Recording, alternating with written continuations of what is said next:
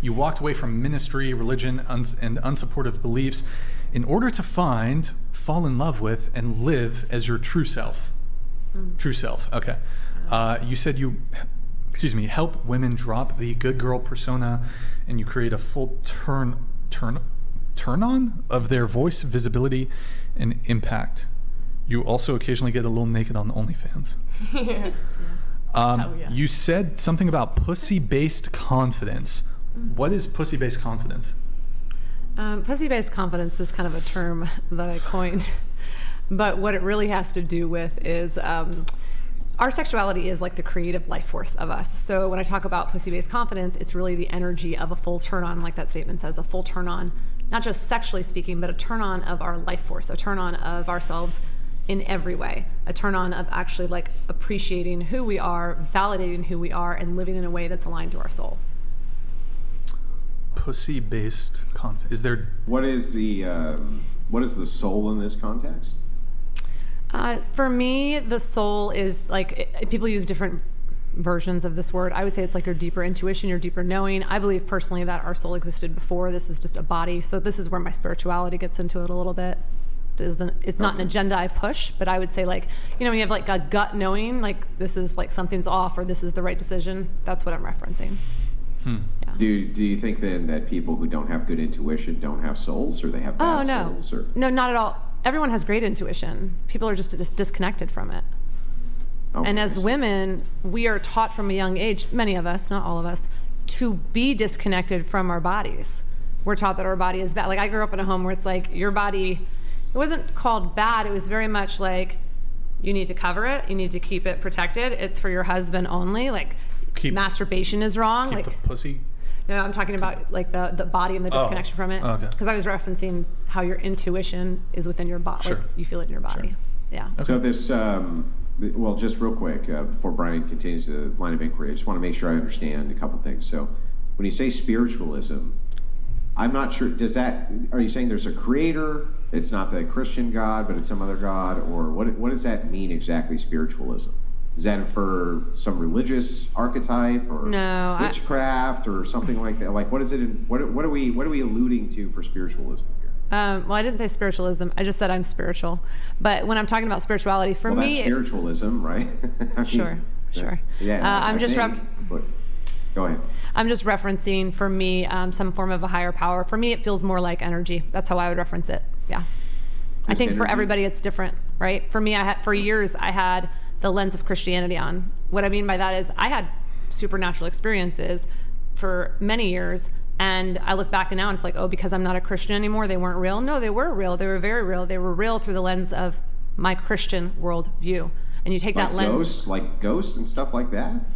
I never called them ghosts, but yeah, I mean, I feel like we're getting off. Well, we're not. I'm just clarifying, right? Yeah. I just want to understand exactly what it is that you're saying when you use these terms, right? So for me, I think you understand what I mean when I say Christianity anyway. For sure. But if you ever want to clarify, I can clarify it for you. But when you say spiritual, right, it is important for me to understand what you mean by that. So if you're saying, well, there's some kind of grand archetype, I'm not sure what it is, or some type of deity, perhaps, I'm not sure what it is, or the supernatural does exist, I'm just not sure what it is, that all forms into that worldview that you have. And so that's what I'm interested in, is kind of seeing what that is, you know what I mean? So I can understand. Sure. That's not something that I push. Yeah, that's not something like I push as any type of agenda. For me, it goes back to like the intuition. So as a coach, one of my main goals, if I have any really, is to bring the person back home to themselves. So I'm not going to tell them what to do. I think that people can come back to a deeper knowing. It's just that you have to actually start getting the layers of programming and conditioning off you first. We're all brought up in some type of programming. Isn't what you're doing programming and conditioning? In what way? Well, you're programming people that they need to come back to a deeper sense of self, and that there's a deep sense of intuition, which is spiritual. Yeah, you can call it that. So it's absolutely. So, it's programming too, right? Sure, except there are no staples of beliefs that I'm telling them to go to. I'm bringing them back to themselves. Yeah. Well, sure, you can call it that. If there's no staple of belief, what are you bringing them back to? Their own intuition, their own knowing. That's like one of the I'm sorry? Wouldn't that require belief? It does require belief. Yeah, so then it sounds like it's dogma. Sure. Whatever makes you feel good about calling it that. I have a quick question. Yeah. Are you just teaching people to love themselves, or So like? you're asking like with the coaching? Yeah. Is it Yeah. like, So I do a lot of confidence coaching for entrepreneurs. So it's actually like, this is not even a lot of what I do with coaching. So that's why I felt like we're kind of off track of, You like, describe I'm yourself. trying to- No, go ahead. Go ahead. Oh, no, I was trying to understand what exactly it was that you do. Like if you're just teaching, because what did you call it? Pussy power? Pussy-based, Yeah, okay. pussy-based confidence. Are you like teaching people to go out there and use their pussy to like love themselves in a sense? I wouldn't like- word it that way. No, I'm getting them back in touch with who they are, and part of that is their sexual creative power. But really, we're doing a lot of work with mindset, with somatic elements, because your nervous system, if it's not on board, you're not going to change your mind. So there's a lot of. But like, is it per one partner, or you're saying people? Oh no, should this kinda- isn't like about.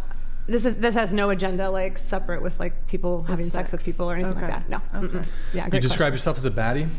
A baddie? Yeah, I think I saw somewhere you describe probably, yourself as a baddie. Absolutely, yeah, definitely. I don't know. I have some thoughts on this because I've seen other women like self-describe, like baddie, boss babe, bad bitch, whatever it is.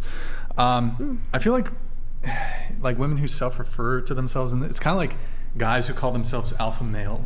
Oh, I don't think It's of it as like- an alpha energy. Well, how about we ask me what No, I'm not the saying you're- definition would be of just how to I be clear, describe me. I'm not saying that you're referring to yourself as an alpha, Yeah. but it's like the men who refer to themselves as alpha or alpha male, it's kind of lame. That's fine. Yeah. So like, what's that quote from Game of Thrones? Tywin Lannister, Joffrey, like a king anyone that has to tell someone that they're a king is no is king. no king, something like that. I don't know. It's just Yeah, it was more out of fun and playfulness, that's because I have a fine. lot of fun and playfulness to fine. myself. That I can understand how that comes across. Are you saying you perceive her as insecure? Are you saying you perceive her as insecure? Yeah, I don't think that would be say enough like data to make like a total like a determination in totality. But I do think like women who tend to like self-refer, like, oh, I'm a baddie. Like, if you're a baddie, you don't need to say you're a baddie. And it's not so much like, it's more so I draw a parallel to like the guys who call themselves alpha males. Like, it's just kind of like, do you guys think that's like attractive? Or like, if a guy calls himself an alpha male, like it's just kind of, you know? It doesn't really. Right? have to be You said. don't feel a type of way about that. I do. Yeah, I hate it. I wonder if there's And are like they actually alpha They're males? usually never. Right. Usually never. I don't know. Oh, did you have more, Ayla? Or that's just a bit of a. I feel like there's like I think it's like fine if you view her as insecure, and for what it's worth, I don't know if you are or not. Yeah, that's fine. Oh, I mean, I But- wasn't even making a claim like that. Okay, but- I just was wondering. I wasn't sure if like when you were responding to me, you Mm-hmm. were like kind of feeling like maybe like you're not supposed to like say that directly or something. So Oh. I just want to say that I wasn't feeling like I was trying to trap you or anything. I was just generally Oh, okay. curious if that was how you felt. Mm. But that's fine. It's not a big deal. Yeah, I can't make a determination on that specific thing just on the basis that she referred to herself as a Yeah. baddie. But I mean, I was just making the parallel to like the whole thing where guys call themselves alpha Yeah. or alpha male. You have a daughter, right? I have 2 daughters and a son, $2 in the son. And how old is she? 19, 18, and 13. Okay. And like, would you want her to do OF? If she felt it was aligned for her, but I don't push it. Okay. All right. And all right. Getting into some crazy dating stories, you said there was a time you were swinger for a bit, but lots of stories there. In general, what will be fun to talk about with me is that you're a pastor. We talked about that. Mm-hmm. And then like you said, you're a top 1 OF creator. Like, so what does that actually mean? Like top 1%? Top 1 percentages have to do with income typically. But I don't know exactly how it works on OnlyFans, but isn't it the case like when you're factoring in top 1%, like aren't you factoring in the accounts that are like the consumers? So they don't post anything, but they're just like buying the OnlyFans content? I have no idea. Haven't you done stuff on this? Yeah. Or is it just creator based when people are talking about percentages? Yeah, you would know better than me. Yeah, on that. I'm under the impression that it does not take into account people who are creators, but it does take into account inactive creator accounts. So okay. it's a, yeah. I think like most active accounts are typically in the top like 3 to 8%. Okay, sure. And then let's see here. You, okay. You wanted to talk about vetting dates, communication, sex plus respect, and dismantling what is appropriate, especially for women when it comes to what they do with their bodies. And then overall belief that what you desire exists. This is a big one. What do you mean by when it comes to dismantling what is appropriate when it comes to what they do with their bodies, women? I think it's just the narrative that exists and has existed for so long, that women who are expressing themselves sexually in whatever way that looks like, maybe it's just they dress super sexy, whatever, that they can't be that and also respected, that they can't be that and also a person of influence, that they can't be that and also a leader. And that's not to say everyone feels that way, but I think that is definitely a narrative in our society. Okay. All right. So, I mean, would you take quarrel then? Like, let's say a man's standard is he'd prefer to date a woman who dressed modestly. Do you take objection or quarrel? No, I think that's preference, and there's nothing wrong with that. Okay. All right. But aren't these narratives built around preference? Like, isn't that the very idea behind the narrative that you're talking about? So if you're saying a woman's dressing promiscuously, let's say she's all tatted up, she's dressed promiscuously, this type of thing, and you say, but that doesn't actually detract from the fact that you can be a powerful leader, or you can be this, you can be that. But isn't the reason the narrative exists in the first place because the preference of X group doesn't like that to begin with? So isn't that in a way kind of setting people up for failure? I guess, but you're also talking about a standard of social norms versus just a preference, right? Those to me are two different things, right? Social norms come from preferences, right? Sure, a whole lot of people having a certain preference based on certain beliefs that can be really damning toward one gender or one race or whatever. Yeah, I mean, whether they are or they're not, right? They're still coming from preferences. So if it is the case that these are coming from preferences, if you tell women, like, let's say most men have a preference against women who dress promiscuously and have tons of tattoos and things like this, right? At least, like, let's say, I don't know, high-powered executives or people like this who want a long-term relationship, right? The chances are they don't want their woman to show up with sleeve tattoos and dress promiscuously when they're around, X group. Isn't it kind of setting them up for failure to tell them that it's actually, no, you could reclaim this in some power position, which ultimately isn't even up to them. It's up to other people's preference, right? In certain ways, but it's not so black and white as you're declaring it to be, right? I'm not saying it's black and white. I'm just asking. Yeah, I think in certain ways, yes. If you're talking about like a top CEO executive position they're going in for, they can't just dress however they want. But it's more about embracing their sexuality in general and expressing it in whatever way feels good to them. And the idea that, and again, this is like the whole taboo energy that we have in the society, the idea that like, oh, well, the respect goes out the window, right? Like people aren't going to respect you. And that's very true. For the most part. I agree. I just think that, isn't it counterintuitive? So if you're saying, well, this is socially taboo, which means the taboo came from preference. I mean, otherwise it wouldn't be a taboo. Like, what would make it a taboo other than tons and tons of people prefer that it's not, happening, right? That's what a taboo would be. So if that's the case, if you're telling women to embrace this thing, which is taboo, then you're also essentially telling them that they're going to be at the mercy of all of these preferences against that taboo. How does that not set them up for failure? Yeah, it just depends on how they're choosing to, because like for me, right, I'm on OnlyFans. Okay, that's not every woman, not even close to every woman or even a large percent of it is going to want to express themselves that way. So I have the privilege of running my own business, so I'm not going to have anybody coming down my throat and telling me I can't dress a certain way or do certain things. But it doesn't mean that a woman who's in corporate can't decide she's going to express herself in the way that she wants, in a way that feels good to her. Because I have women come to me, they're like, oh, I want to do OnlyFans. And because they know I do it, they're asking me for my advice. And I'm like, I can't do it in the way that you do it. Can I do it anonymously? Whatever. And this is just an OnlyFans example. But it's just figuring out what feels good to them and feels aligned that they can push the edges on. And yes, at the same time, this is more of a movement of dismantling the things that are telling us as women we have to look a certain way, we have to cover ourselves in a certain way to be respected or to be respectable, and it has to fit in this box of other people's expectations. That's literally the number one regret of the dying. So this is much broader, is that people aren't regretting what they didn't accomplish. and if they didn't freaking make a bunch of money, they're regretting that they lived a life for everyone else's expectations instead of being true to themselves. Most people aren't on their deathbed wishing they got gangbanged.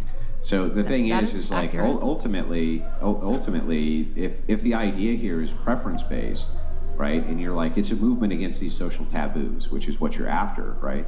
Why wouldn't that instead create whiplash where the movement against those social taboos becomes even stronger? It's like, in some ways, right, I get what you're trying to do. You're saying going against the grain. Feminists have been doing this for, decades and decades and decades, but the whiplash against it now is like nothing I've ever seen. Gen Z is becoming more conservative and less liberal, and they want more conservative women, not less liberal. More women are saying they want more conservative men, less liberal men, things like this.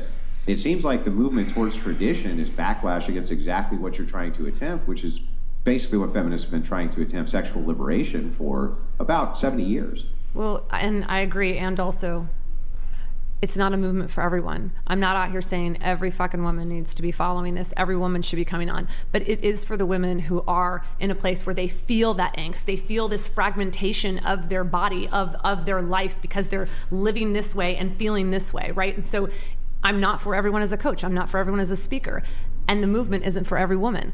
But it is for the women who want to take back control in that way and actually be more self-expressed in a way that feels good, that lights them up, that they felt like they couldn't do before. Yeah, but I guess what I'm asking is, like, is it really control? So when you think about it, I'm just trying to think about it from your perspective, right? The idea of we're giving control back to these women who feel like they're maybe sexually oppressed, or that they can't express themselves properly sexually without being judged by it, right? Sure. But is that really control? Like, is that really control, or is it setting you up for failure? Ultimately, well, I don't consider it control. Like, for instance, what are you controlling at that point?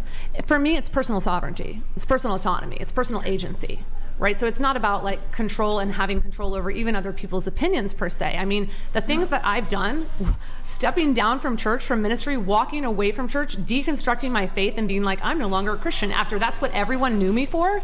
That was not easy. I had to get to a point where I actually was so grounded in who I was and loving myself and knowing judgment is coming from every angle. I had no one for a whole year. No one in my corner. Judgment comes a lot less when you convince people over to your side, right?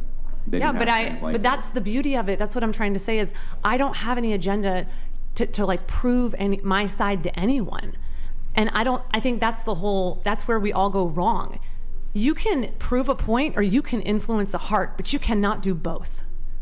So it has to come back. No, I'm pretty confident you can not only win a point, but influence a heart at the same time. I'm 100% confident. It's very uncommon when proving the point comes from an agenda of I'm right and you're wrong. That's all. That's what I mean by that statement. Well, you may not win over that person's heart, right? But this is why we have social taboos to begin with. People have been having these debates for thousands of years, right? This isn't the first time people with two different worldviews have ever clashed and not agreed with each other, right?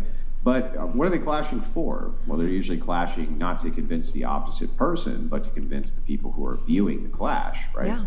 This is the same reason people show up to sporting events and everything else, right? They're showing up for the clash itself.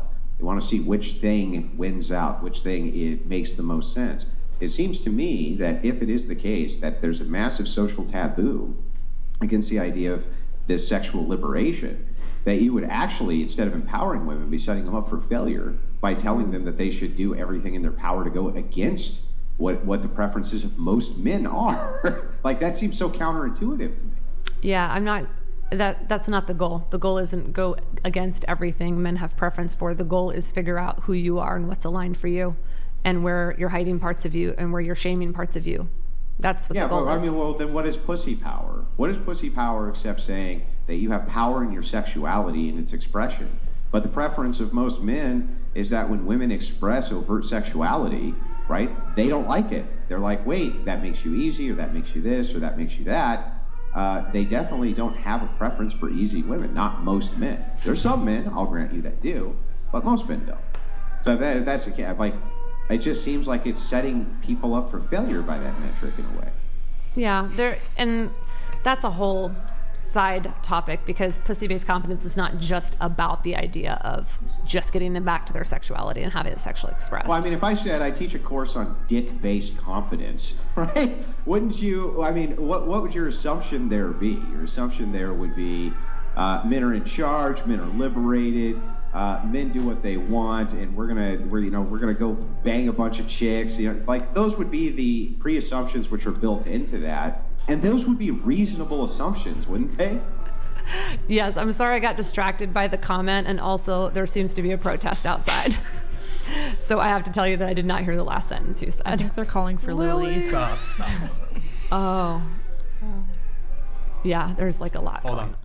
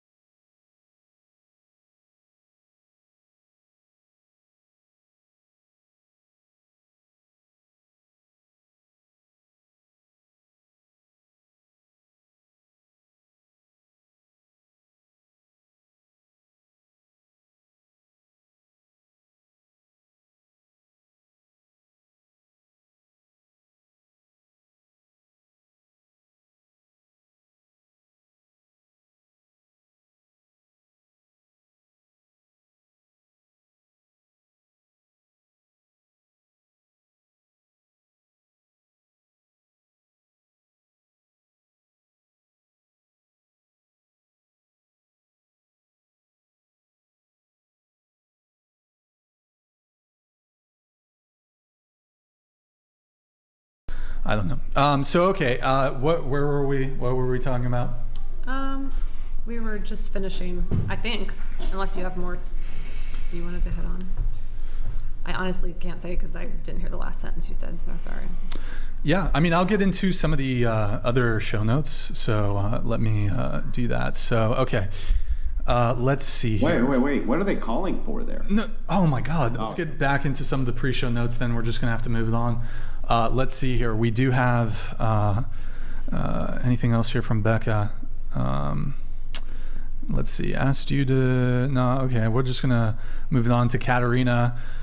Katerina, your pre-show notes here. You said, pick me to be on your stupid show. That was the beginning of it. I thought that was all the notes. I'm like, wow, that's it? She got picked?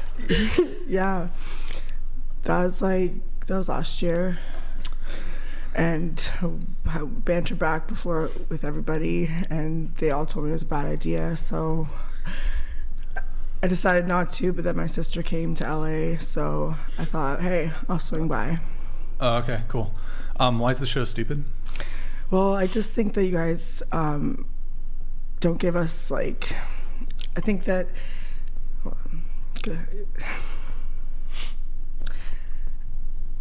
I don't think your show is stupid.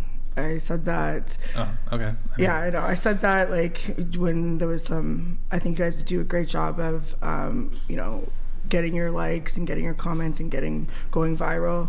And I thought that coming on would be fun and something fun to do with my sister because we don't really get to hang out much. And I always wanted to come to LA. And that's why I ended up here.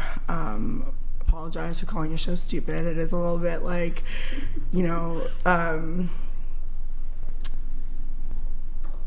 sorry, I've never been on a mic before, so just give me a minute I've just been sitting here trying to figure out what the right words to say are. I think that,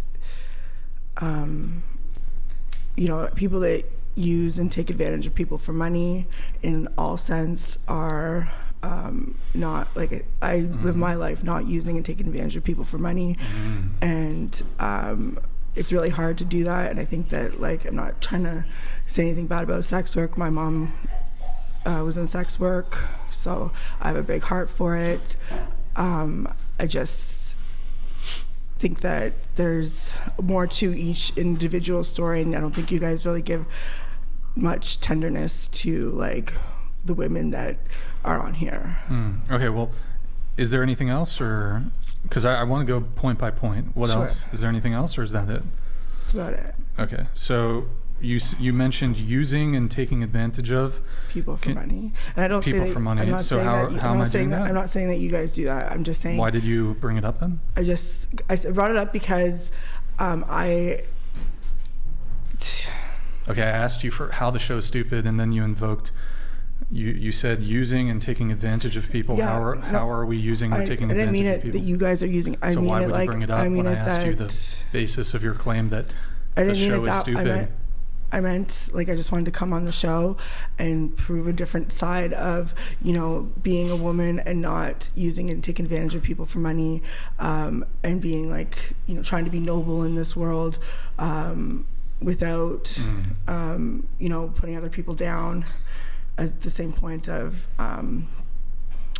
like growing up with all like porn and how it desensitizes people, and I think that you know, I've never actually watched porn in my life, so like I don't see the hype. I think that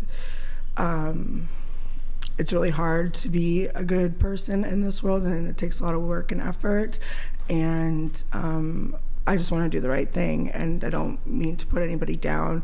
I was like, you know, probably in my feelings about something that you said when I wrote that message, and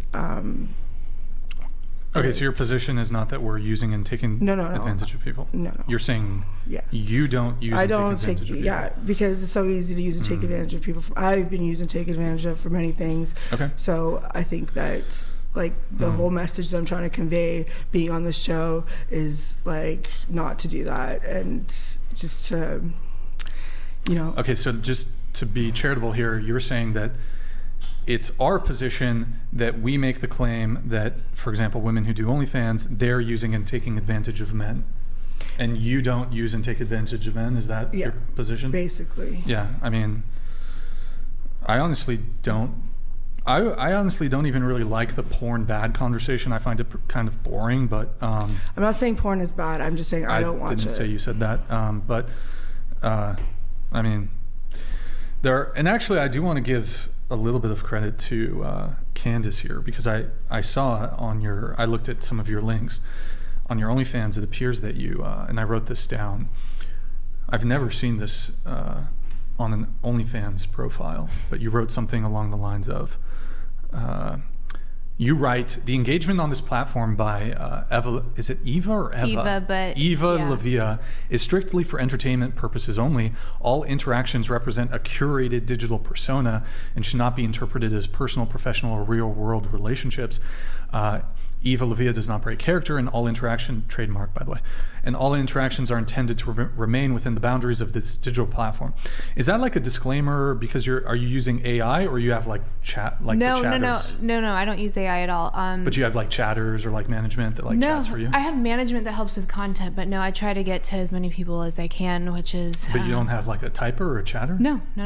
Oh, because I thought this was the disclosure you were essentially the disclosure is to make it clear, because sometimes there can be delusional men, and it's not always their fault, because I have seen really bad practices. Let me get this minute out, sorry. I have seen bad practices from creators as well, where I've heard them literally say, I'm gonna suck this guy dry, right? Like, I'm just gonna like drain his bank account. Like, I think that's awful, and no one should be doing that. So okay. I want it to be abundantly clear, like, this is entertainment. If we are engaging in chat, like that, it's not a relationship. Consume this responsibly. So you don't have anybody sending messages on your behalf? No. Okay, I mean, I perhaps misunderstood this portion of it. I thought this was actually like a disclosure, like, hey, by the way, like, you might not actually be talking to me, because that kind of goes into my point here of how, like, I think there is some degree of fraud that's going on. That's pretty sweet, though, that you put like a little disclosure. But Candace, now that I've brought it here, though, this actually was not my intention, so I don't want you to feel like you're being blindsided or whatever. But like, I was under the impression that this disclaimer was indicating that you did use like typers and chatters, or you had like AI, for example. I mean, I see that you're active now, but you're sitting here at the table. No, it's active because it's just like whether or not you have an app. But if you go to chat, like, there's not gonna... Isn't it based on like how recently you sent a message? No, you can have it open. I've had it open on like a laptop, then it was open for days, and that was mortifying. Yeah. All right. So I'll take your word for it. Yeah. But it is the case that a lot of these women who are on OnlyFans are employing like a typer or a chatter and or having AI, somebody communicate like through proxy or on their behalf. And I think my trouble with this is, if you're upfront with this, I suppose that's fine. But if you're making representations, and many women will actually write, "You're talking to me. You're not talking to a manager. You're not you're talking to me. I'm sending the message." I mean, this would be a form of fraud that I think. I mean, I don't know if it's criminal fraud, but no, it's definitely not criminal. But you're also could be. We'll see. I don't know. You'd have to find the law, but they're engaging with the persona as well. You know what I mean? So Wait, are you defending the use of like typers where you've otherwise? No. I'm saying where you've like represented that you haven't. No. I'm saying like if you're going there because you're trying to establish like a real relationship, you're in the wrong place. So that's kind of that disclaimer, because that can get physically dangerous too. Sure. I mean, yeah. Stalkers. That yeah, sort of exactly, thing, and that happens really often. So I think it's important to know like this is all pretend. We're engaging in pretend together. Yeah. No, I just bring it up because that's one of my. I mean, the nude photos and stuff, like people have like moral objections to like pornography, nude photos. I mean, that's not really a super strong position I tend to argue. My biggest position when it comes to like OnlyFans is these women are just straight up misrepresenting and like engaging in fraudulent conduct. Yeah, I don't agree with that either. And I've seen a lot of people that will pretend to fall in love or just send me this, right? And that's a really dangerous game to play, and that's not fair to the guy either. Yeah. Yeah. How do you feel about fake orgasms? Fake orgasms? Yeah. I don't think people should do it in relationships. I think you should communicate openly with your partner if there's things that they can improve on so you can climax. But So I meant like, I guess in porn or OnlyFans. Oh, in porn and OnlyFans? Yeah, like if somebody like fakes an orgasm. Isn't that just the industry? Like the women just fake their orgasms? Sure. Yeah, I guess, really I don't have a know. position. Maybe there's a spectrum. Maybe you could design a spectrum of like the kinds of things where fraud is bad or not. I also don't mean this as a gotcha. I'm just like genuinely. Well, I mean, but like, what about actresses in films where there's a sex scene and they so climax? I guess maybe it's like implied knowledge, like implied, like if somebody's signing up for OnlyFans, they expect I think it like to be real. if a woman fakes an orgasm in like a pornographic film, I don't think. I mean, you know, like the pizza guy knocks on the door. I mean, that's also not. He's not actually a pizza guy, and she's not actually in her house, and it's. I mean, it's cinema. Right, so I don't really have objections if a woman fakes an orgasm for porn, like in porn. I was thinking of it from the lens of like a relationship, but that's not what you're talking about. But what I'm speaking about is like, let's say a woman makes an affirmative claim, like, you're talking to me, and like in so doing, she's like inducing these men. Oh, I'm actually talking to her, not some like Filipino man in the Philippines being paid $10 a day to like type, you know, whatever. And so if like she's charging people for the conversations or whatever, charging for the chats, and you're like, if a company says, hey, you can talk to X celebrity, and somebody pays knowing that they're like, actually, oh, I'm actually talking to, I don't know if this is actually a service, like, I don't know, what if, like, you guys know Cameo, that app, where people, like, celebrity, that's on video, so they obviously can't fake that, but let's say there's, like, a voice thing or whatever, and, like, you can buy a voice recording from your favorite celebrity, but then you find out that they hired a impersonator who does, like, a really good impersonation of the celebrity. I think that would be, like, that would meet the definition of civil fraud. Yeah. And I mean, you might think, oh, well, buyer beware, like you should know better, blah, blah, blah. But I do think, like, if you're making a representation, whether you're in, you have a company and you're selling like nutritional products to people, or you're a sex worker, I think like you should try to make like truthful statements that are not like misrepresenting and are not fraudulent, as in an effort to induce somebody to like purchasing your product. Yeah, I definitely strongly sympathize with this. I generally like think lying is pretty bad. It's unclear to me to the degree to which men know that what they're doing when they're signing up for OnlyFans. Like as an example, like I run my main OnlyFans, and then for a while I decided to hire to experiment with hiring a chatter on my free OnlyFans. And the chatter was terrible. They weren't like me at all. They typed like all caps XOXO BB my P, you know, whatever, so horny for you BB. It was like really atrocious, had nothing to do with me, and my income just skyrocketed based off of that. And I was like, oh, these guys like have actually no understanding of who I am as a person, and like no desire to actually engage with me as a person. And that sort of like made me pretty sad about the whole thing, because I kind of thought that men cared more than they do. But it's possible that maybe I'm just actually filtering for the wrong kind of man when I'm doing that. So I don't know. Yeah. Anyways, getting back to your notes, Katerina, you said that. I'm sorry, it's Katrina. I told you that. Katrina. Katrina. Thank you. Oh, okay. Sorry. It's okay. Sorry. Yeah. You said, long story short, you have 2 moms. Yeah. You said you ran girls and drugs. Yeah. Ran them. What do you mean ran girls? You were a pimp? For a little while, I was helping out a friend and did her makeup, got her calls, and you know, like it was really hard to watch. I wanted to help her, and she just lied, said that she could do it without being using all the time, and she couldn't, and so it kind of was a backfire on me. When I say that, like, sorry, I wasn't expecting you to read my stuff out loud, but like, Just the pre-show notes. That's all good. But yeah, you asked me like some other questions afterwards that I thought would be more, but like that was kind of personal things. I just wanted to like let you know a little bit of who I was. I didn't expect to be put on blast for that, but that's okay. I mean, it's okay. You wrote it. I'm not putting you on blast. I'm just. When you say you ran I know. girls, I thought you were going to use the questions that you asked me. Oh, I have those too, but you included this. I included that when messages. I was like, just like letting you know personally, like why, like who I was, and why I thought that I would curious. have. Yeah, and you know, I wouldn't say it was a PIMP or anything like that. What does ran girls? What does that mean? Like, got them got them calls and took them to their spot, did their makeup, made them. Were the women that you were running? It was just one girl. Sorry. Well, you said girls plural. I said girls. There was only one girl. Yeah.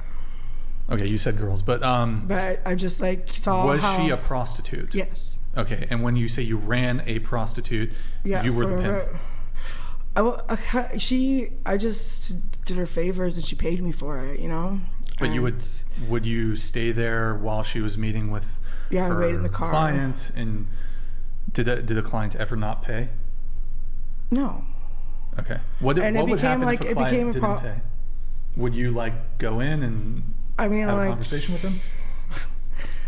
I mean, like, I'm saying that like I had an experience where I was involved with trying to help a girl get out of a bad situation, and she said she would partner with me to get, onto a better place, and it didn't work out. And she was trying to get out of a bad situation by prostituting herself? Well, I mean, like, I'm pretty, like, what do you call it? I'm pretty accustomed to the game, so, like, I see. What do you mean accustomed to the game? Like, I grew up, like, Were you yourself a prostitute? No, never. So what do you mean when you were accustomed to the game? What is the game? I'm very white, so I don't know what the game is. The game is just like the pimp game? Just the underworld of like. Okay. Well, you did say drugs too, right? Right. When you say running drugs, what does that mean? Like dealing drugs, like selling? No, pot? not like that. Like knowing the dudes that do and being involved with them and stuff like that. Like, and I've like, seen just the bad side of that type of world. Mm-hmm. And like having pity for these women that are, and like women that are, think that that's the only way. And I know some girls who can do it like sober and like they're vivacious and they can do that, but like most of the girls that I know are all messed up on drugs, and it's and they do it for survival, and it's not like in Amsterdam or other countries, like it's regulated, like here it's just like. So what drugs were you running? What do you mean? Marijuana? Was it harder drugs? Marijuana. I'm just you wrote it. I'm just asking about your own disclosure here. Okay, you said you're okay. I'm not going to go into that. A little dark, but okay.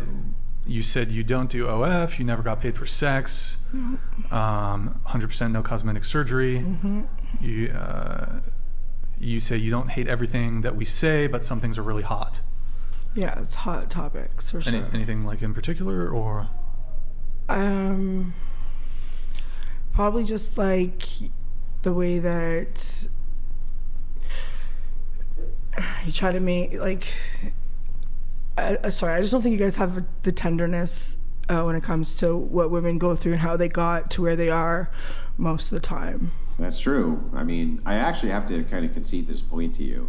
I am not, in fact, tender enough to drive women to meet with Johns who are then going to fuck them. I'm going to leave that kind of sort of tenderness up to women like you. Like I said, I was just trying to help, and I learned a lesson. Yeah, I mean, I guess I just would never be tender enough to be that helpful. I think that my disclosures had good intentions, and my intentions are pure, whether you want to believe so or not. Yeah, well, then I could just say that too, right? My intentions are pure. What makes them impure other than you don't think they are? But I can tell you this, I have never driven a woman to try to get her out of trouble to go have a penis put inside of her for money. I've never done that. So I feel like that's the least tender thing I could ever do with a woman. What I do instead is I'll argue their worldview, and I'll argue their belief, and I'll treat them as though they should be heard and their belief should be contended with. Now that seems to be horrible in modernity because men, for some reason, well, not men, but women for some reason think that if they're in any way ever questioned and that their view is not completely conceded to and their ass is kissed, that you're an evil doer of nefarious character for some reason. But I got to tell you, I think that the most respectful thing I could do is take what they're actually saying seriously and then contend with what they're actually saying. Now, if I end up destroying their arguments because they're fucking stupid, that's on them. But that has nothing to do with us treating women poorly or without tenderness. It's us treating them like people. I think that it's the most untender thing I've ever heard to be like, hey, oh really? You're in a bad situation. Let's show up at a guy whose appointment I booked for you. He'll fuck you and give you some money. That doesn't sound very fucking tender to me, I gotta tell you. That's fair. Like I said, it was an experience that taught me a lot, and I grew from it. And I've wished that there could be some other kinds of ways to be able to protect these girls. And I'm not going to say it's me because I'm just a woman, right? But at least in Canada. Well, it doesn't have anything to do with you being a woman, but acting in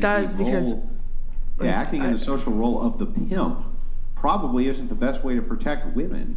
In fact, I would argue it's perhaps one of the worst ways possible to protect women for all the programs which exist. That's the whole reason why they pay them pay pimps in the first place, though, right? Is because for protection, because of what can happen. Yeah, but what kind of parasite would allow that? How you be so parasitical that you would actually allow strangers to fuck a woman while you took a percentage of it and then say it's on her behalf? I mean, yeah, well, it didn't go as well as I wanted it to. To me, a pimp is so parasitical, a literal parasite on society, almost as bad as a prostitute herself. And so it's well, from my view, I think what you're talking about is unadulterated evil from my view. I think you don't really understand what's really going on in the world here, because we're just there's nothing. If there's a market, then who's paying? It's the men that are paying. Do you think it's really funny to me when we talk about supply and demand, right? We could make a market out of anything, couldn't we? We could make a market out of murder. We could make a market out of theft. We could. I mean, there could be all sorts of demand for theft, right? And all sorts of suppliers then for theft. But that wouldn't make it right. It wouldn't make it just. It wouldn't make it moral, right? So the thing is you could have thieving gangs, and there's an endless amount of people who want to engage in this activity, right? And tons of supply for the people who want the stolen goods, things like this. It doesn't mean that it's right or it's righteous or it's in any way good. So the thing is like, when I hear this idea of, well, you know, there's a supply and a demand issue. Yeah, that's true. But what do you think is easier to control? The few thousand suppliers or the millions of consumers? I would say it's far easier to control the suppliers than it is the consumers, right? Sure. Like, what I don't think that you're understanding from what I'm saying is that, like, we're all just trying to survive out here, and when you learn lessons along the way, you can either choose to like continue with the bad, or you can, you know, try to be more righteous. I don't think that what I did was right. I just was in the moment. I thought that I was doing the right thing. Yeah, I understand. Final thought, Andrew. Final thought. You have an intention to do what is good, but that doesn't mean it is. So I'm not even beating you up about these decisions. What I'm saying is that making a later justification that I did these bad things based on hardship, right? Because things were hard. It's like, you know, you should read S.E. Hinton's Outsiders. There's a great line in it. It was written by a woman, in fact, when she was 16. Things are rough all over, Pony Boy, right? And what she's saying in this novel is, it doesn't matter if you're the Southside Soch. It doesn't matter if you're a greaser. Things are rough all over. You don't get to make immoral actions because things are really hard. Everybody has hardships. So that's all I'm saying.